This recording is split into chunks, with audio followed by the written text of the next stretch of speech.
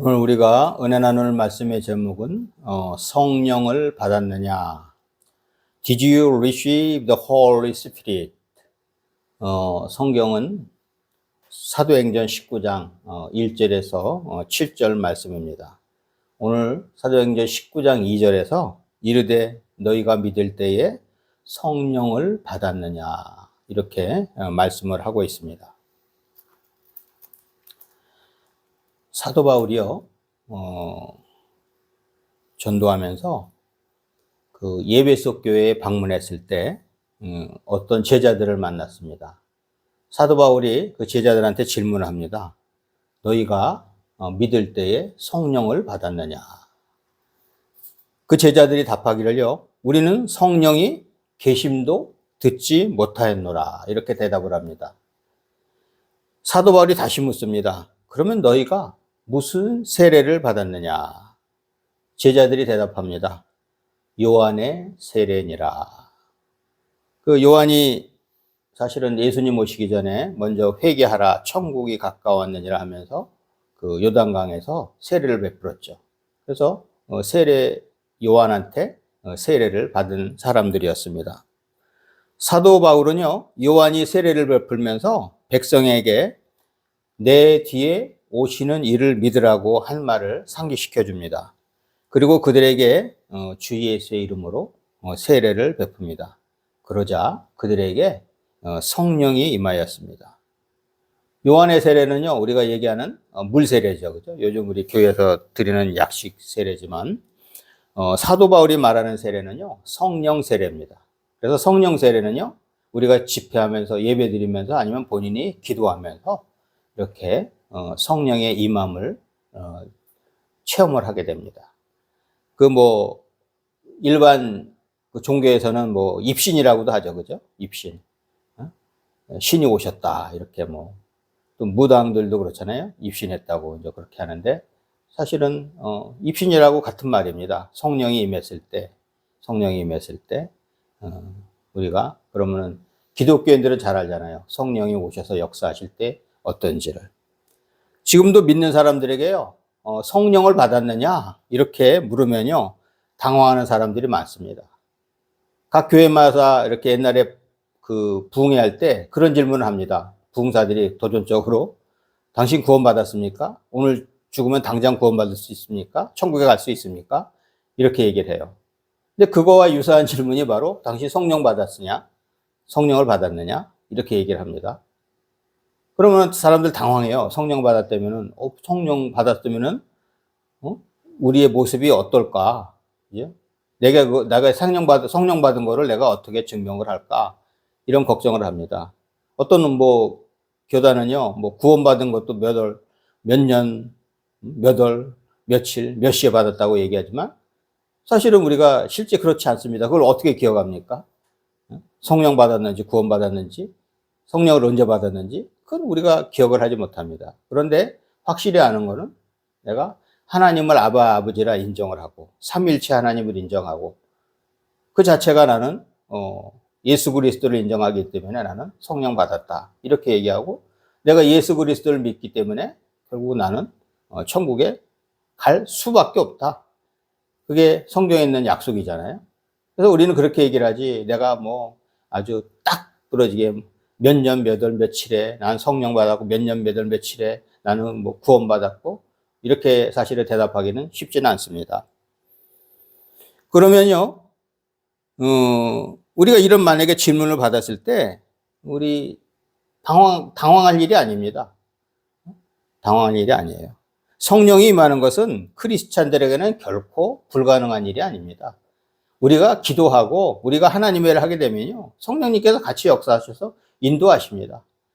그래서 우리가 성령님이 안 계시면은 우리가 일하는 건 우리가 혼자 일하는 거죠. 근데 성령님이 역사하시면요, 우리가 하나님의 일을 할 때 성령님이 역사하셔서 나도 모르게 성령님께서 계속 모든 것을 도와주시고 인도하십니다. 거기다 천군 천사까지 대동해서, 그죠? 대동해서. 그러면은 성령이 우리에게 임하면 우리의 모습이 어떨까요? 성령이 임했을 때. 첫 번째로요, 성령이 임하면요, 방언을 합니다. 방언. 오늘 본문 6절 말씀해 보면은 바울이 그들에게 안수함에 성령이 그들에게 임하심으로 방언도 하고. 방언. 그러면 성령을 우리가 체험을 하고 성령이 임했을 때 그러면 우리가 방언하는 모습이 보입니다. 성령이 임했다고 다 방언을 하는 것은 아닙니다. 하지만 방언하는 것은 성령이 임한 한 가지 증상입니다. 오순절 다락방에 성령이 임했을 때도 그랬고, 예수님이 부활하셔서 이제 그 하늘로 올라가시고 그 다음에 그 제자들이요 그 마가의 그 다락방에 모여서 기도를 합니다. 그때 성령이 뜨겁게 임하셔서 거기에 있는 사람들이요 다 한 말을 쓰는 사람들이 거의 다 한 말 쓰는 사람들이었죠. 그런데 뭐 거기에는 보니까는 뭐 아프리카 쓰는 말 쓰는 사람들이 있었던 것 같아요. 근데 그들이 방언을 받아서 자기가 평상시에 하지 않던 그 말로 기도를 합니다. 그래서 그걸 보고요 사람들이 놀라죠. 지금도 보면은 방언 기도하고 기도할 때 뜨겁게 성령이 역사하는 것을 봅니다. 그래서 오순절 다락방에 성령이 임했을 때도 그랬고, 오늘 본문의 제자들도 한 12명이나 되는 제자들이요 사도 바울이 안수할 때 성령이 임했습니다. 그래서 이들이 방언도 하고 뒤에 보면 또 예언도 했다고 합니다. 우리가 기도를 깊게 하면요 자기도 모르게 방언이 튀어나올 수도 있습니다. 순복음 교단에서는요 방언을 아주 귀한 것으로 여기더라고요. 제가 순복음 교회 다니는 분들 이렇게 접해 보면은 기본으로 방언을 해야 된다 이런 생각을 갖고 있어요. 근데 장로교회는요 그렇지 않아요. 장로교회는 뭐 꼭 방언해야 돼? 장로교회는 약간 어떻게 보면은 그 말씀 쪽으로 치우쳐 있고, 순복음은 자꾸만 뭐 어떤 이적 같은 거를 많이 이제 생각을 하는 것 같더라고요. 그런데 이 두 가지가요 다 성경에 있는 거예요. 성경에 있는 거예요. 내가 기도 많이 하는 사람은 방언도 하고 예언도 하고 또 내가 갖지 않은 능력을 하나님께서 주셔서 그것을 또 감당하게 합니다. 아무튼 성령이 임한 증상의 하나인 방언은요 기도하는데 시간 제한이 없습니다. 제가 방언 기도할 때는요 시간이 그 옛날에 그 방언을 못할 때는 기도 이렇게 하면요 되게 30분 기도하려면 어떻게 30분 기도하지? 이렇게 할 수가 있는데요. 기도하다가 성령님께서 인도하신 대로 방언 기도를 하면요 시간 가는 일도 모릅니다. 그리고 내가 여기서 머리에서 생각해서 하는 기도가 아니고 성령님께서 시키는 기도를 합니다. 저도 요즘 기도를 할 때 누가 갑자기 떠오르면 그 사람을 위해 기도해 줍니다. 왜냐하면 성령님께서요 기도하시라고 그러는 거예요. 갑자기 그 사람이 딱 떠올라요? 그럼 기도해. 우리가 방언 기도를 하게 되면요 성령님께서 인도해 주시는 기도를 합니다. 내 의지적인 기도보다 성령의 의지에 따라 기도하게 됩니다. 그리고 두 번째로 성령이 우리에게 임하면요 예언을 합니다. 예언. 오늘 본문 6절 말씀에 있는 것처럼 바울이 그들에게 안수하며 성령이 그들에게 임하심으로 방언도 하고 예언도 하니. 예언. 여기 보면은 방언은 우리가 평상시에 쓰지 않던 말이죠. 그죠? 평상시에 우리는 이제 한국어를 쓰잖아요. 그럼 한국어가 아닌 다른 언어로 기도하게 되는 거고, 예언은요, 뭔가요? 사도 바울도 보면은 하나님의 은사 중에 사도 바울은 가장 높은 것이 예언으로 이렇게 얘기하더라고요. 방언 받고 뭐하고 뭐 치유 은사도 받고 많은 은사를 받지만 예언하기를 위해서 기도해라. 그 구약의 이렇게 선지자들도 보면요, 모든 이사야 선지자나 에레미야 선지자도 그렇잖아요. 다 하나님께서 특별 계시를 주셔서 그 사람들은 하나님으로부터 말씀 들은 것을 전합니다. 지금도 보면요, 기도 많이 하는 사람들은요, 예언하는 분들이 많이 있어요. 그래서 우리가 그 기도를 많이 하게 되면요, 이 성령의 체험을 많이 하게 됩니다. 고린도전서 14장 1절에서는요, 사랑을 추구하며 신령한 것들을 사모하되 특별히 예언을 하라고 합니다. 특별히 예언을 하려고. 또한 고린도전서 14장 4절에서는요, 방언을 말하는 자는 자기의 덕을 세우고, 예언하는 자는 교회의 덕을 세우나니라고 합니다. 방언하면 멋있잖아요. 옆에서 저 사람이 방언하나, 기도 많이 하나 보다.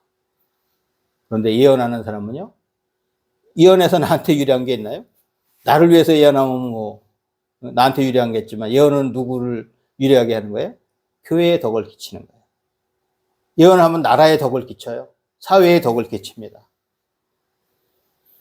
고린도전서 14장 39절에서는요, 그런즉 내 형제들아 예언하기를 사모하며 방언 말하기를 금하지 말라. 아니, 요즘 방언을 하는 걸 금하는 교회들이 있어요. 일부 교단들이 방언을 금합니다. 아니, 성경에 있는 거를 금해요. 그럼 자꾸만 율법만 추구하는 거예요, 사람이. 그래서 율법으로만 계속 가는 사람들은요, 마음에 평안이 없어요. 내가 율법을 지키다가 지쳐갖고 마음에 평안이 없어요. 우리 하나님 있는 사람들은 내가 약점이 있지만, 내 잘못도 있지만, 내가 회개하면은 하나님이 다 모든 것 용서해 주시고, 마음에 평안을 주시잖아요. 근데 내가 율법으로 뭘 내가 이루겠다, 율법으로 뭘 하겠다, 이렇게 하면요, 마음에 평안이 없어요. 주일날 예배 드리러 와도 평안이 없어. 율법으로. 나도 율법으로 사니까 남도 또 정죄를 많이 합니다. 나는 이렇게 사는데 저 사람은, 야, 나는 주일 철저히 지키고, 11조도 철저히 하고, 기도도 철저히 하고, 말씀도 철저히 보는데, 저 사람은 뭐 저런가. 이렇게 어떻게 보면 판단을 하고요. 막 남을 또 어떻게 보면 비방하게 되고, 비교해서. 이게 율법의 어떻게 보면 모습입니다. 그런데요, 하나님의 은혜가 넘치는 사람, 성령의 인도함을 받는 사람은요, 남에 대해서 신경 쓸 겨를도 없어요. 내가 내 자신 서고, 그 다음에 하나님이 맡겨주신 그 일 감당하려고 보면, 그렇잖아요? 우리가 교회에서도 그렇습니다. 교인들 중에 11조 다 하는 교회가 좋은 교회냐? 11조도 안 하는 좀 교인들이 있는 교회가 좋은 교회냐? 이렇게 질문하는 게 있어요. 어떤 교회가 좋은 교회인가요? 근데 거기에 답은요, 11조 안 하는 교인들도 있는 교회가 좋은 교회랍니다. 왜? 거긴 초신자니까. 그럼 초신자가 없는 교회는요, 나중에 미래가 없잖아요. 그죠?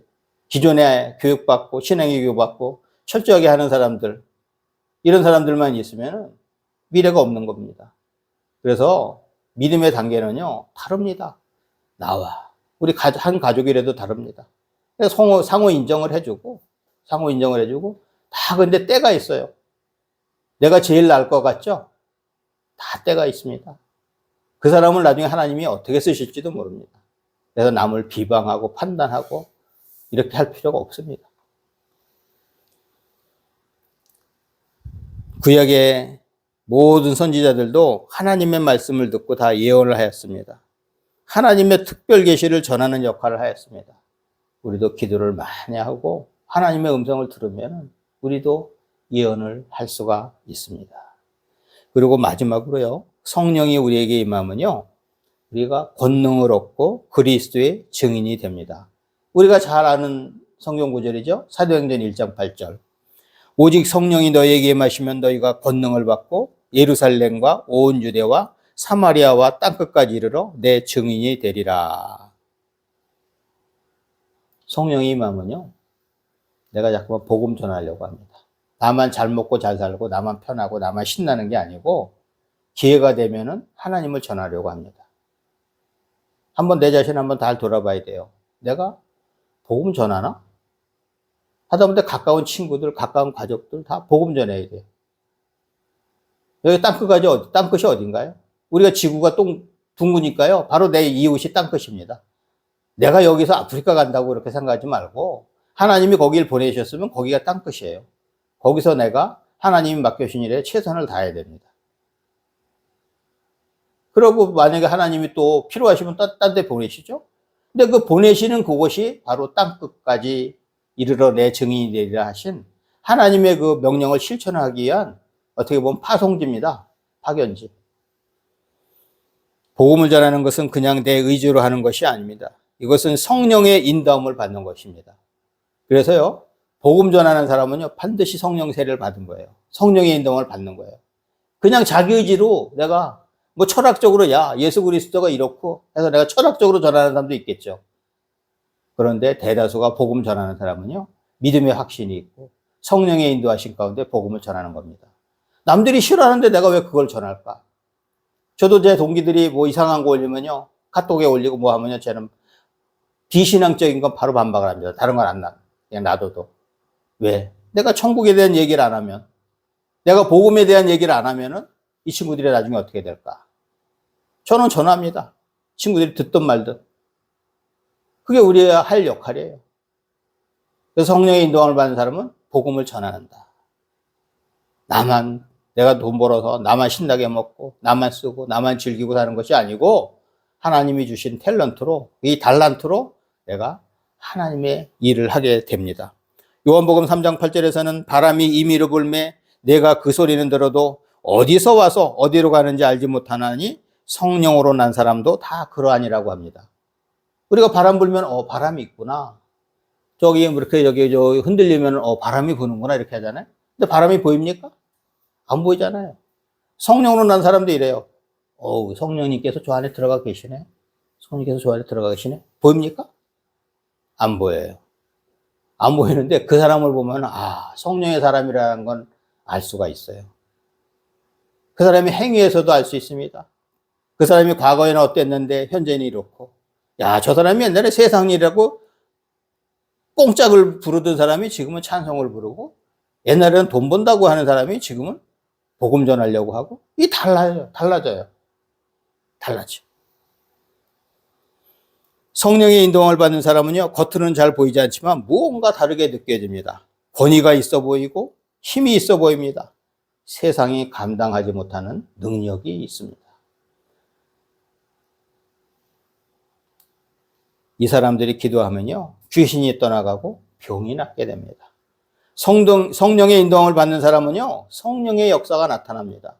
우리가 잘 아시는 말씀 갈라디아서 5장 22절에서 23절에 있는 말씀, 성령의 9가지 열매 있죠? 오직 성령의 열매는 사랑과 희락과 화평과 오래 참음과 자비와 양성과 충성과 온유와 절제니 이 같은 것을 금지할 법이 없느니라고 합니다. 이번에도 우리 윤석열 대통령이 정책을 잘 하다가 실수를 했는데, 제가 보니까는 갈라디아서 5장 22절에서 23절 여기에 좀 이렇게 좀 심취를 했으면, 이런 성령의 열매가 있었으면 좀 이런 실수를 안 했을 것 같아요. 나라의 근간을 세우는 큰 역할을 했습니다. 큰 역할을 했는데 이런 실수를 왜 할까요? 물론 사람이니까 하죠. 사람이니까 하는데, 우리가 성령의 인도함을 받으면요, 이런 거가 다 어떻게 보면 필터링이 되는 거예요. 제어가 되고. 그래서 보면 여기 뭐라고 그래요? 절제. 그렇죠? 절제. 내가 하고 싶어도 절제가 돼요. 누가 얘기했을 때 권면하면 절제가 되고. 그런데 여기에 권면은요, 사람이 권면하는 게 아닙니다. 성령님께서 그렇게 인도를 하십니다. 그래서 우리 하나님의 사람들은요, 기도를 해요. 기도를 하면서. 내가 뭘 정할 것 같은 것도 기도하면서 정하고. 암만 나를 반박하는 사람들이 많고 못된 짓을 하더라도 나는 그 길을 갈 필요가 없어요. 나는 정도를 진짜 가고, 나는 진짜 하나님의 길을 가고, 하나님께서 원하시는 것이 뭔지 그것을 따라야 됩니다. 성령의 인도함을 받는 사람은 성령의 열매가 있습니다. 이들은 때를 얻든지 못 얻든지 전도하기에 힘을 씁니다.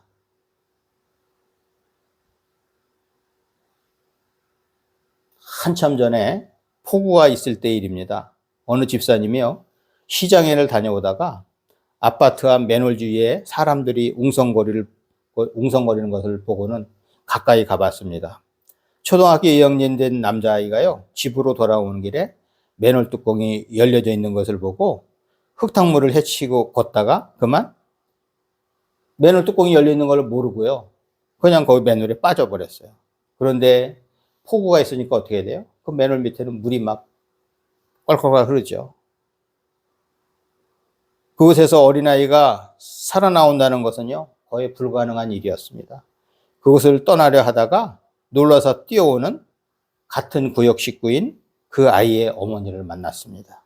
그래서 그 집사님과 아이의 어머니는요, 함께 전심으로 하나님께 기도했습니다. 두 사람이 그렇게 간절히 기도를 하는 동안 주위 사람들은 아이의 시체라도 찾아야 한다면서 하수구에 물을 막기 시작했습니다. 그러자 하나님의 기적이 일어났습니다. 물주기를 맞고